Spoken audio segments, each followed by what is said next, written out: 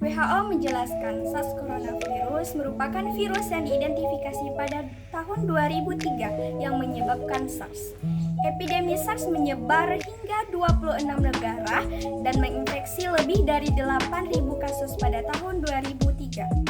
Assalamualaikum warahmatullahi wabarakatuh. Perkenalkan, nama saya Suci Hidayani, mahasiswa keperawatan Universitas Muhammadiyah Riau. Nah, di sini saya akan menjelaskan tentang SARS.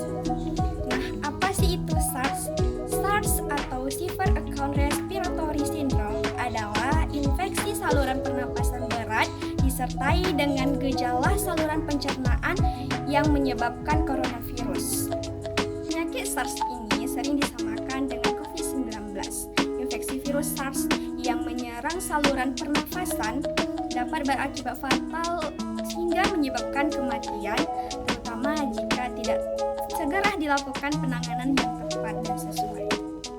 Gejala SARS biasanya muncul 2-7 hari setelah seseorang terinfeksi virus SARS, tetapi bisa juga baru muncul 10 hari setelahnya. Gejala infeksi virus ini bisa bervariasi pada setiap orang, tetapi secara umum akan muncul gejala berupa demam, batuk, sesak nafas, tubuh mudah lelah, penurunan nafsu makan, menggigil, sakit kepala, nyeri otot, diare, mual, dan muntah.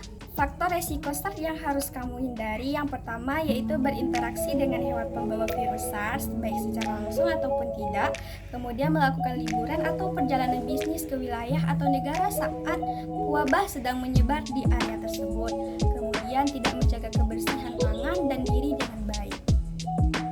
Virus SARS ini dapat menginfeksi manusia melalui berbagai cara, yaitu yang pertama tidak sengaja menghirup percikan liur penderita SARS yang batu atau bersin, kemudian menyentuh mulut, mata atau hidung dengan tangan yang sudah terpapar percikan liur penderita SARS, kemudian berbagi penggunaan alat makan dan minum dengan penderita SARS tersebut.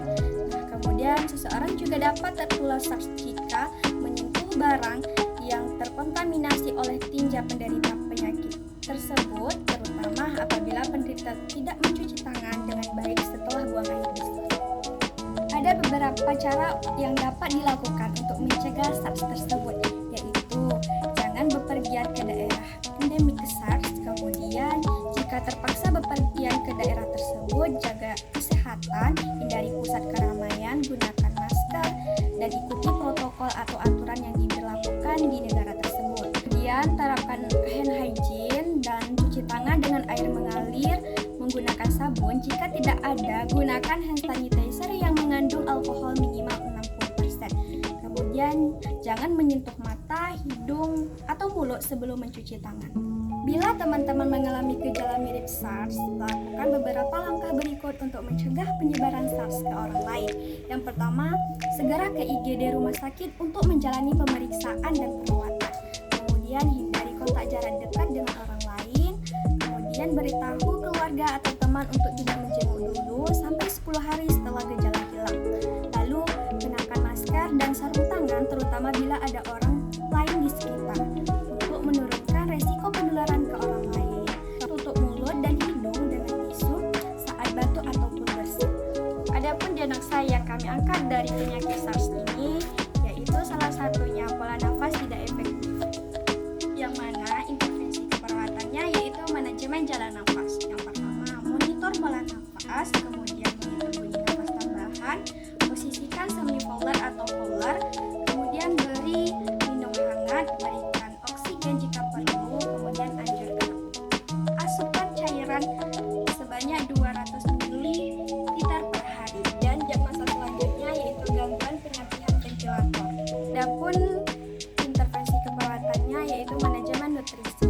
Yang pertama, identifikasi status nutrisi, kemudian identifikasi kebutuhan kalori dan jenis nutrisian, kemudian monitor asupan makanan, monitor berat badan, monitor hasil pemeriksaan laboratorium. Nah, demikianlah yang dapat saya sampaikan mengenai penyakit SARS. Lebih dan kurang saya mohon maaf. Wassalamualaikum warahmatullahi wabarakatuh.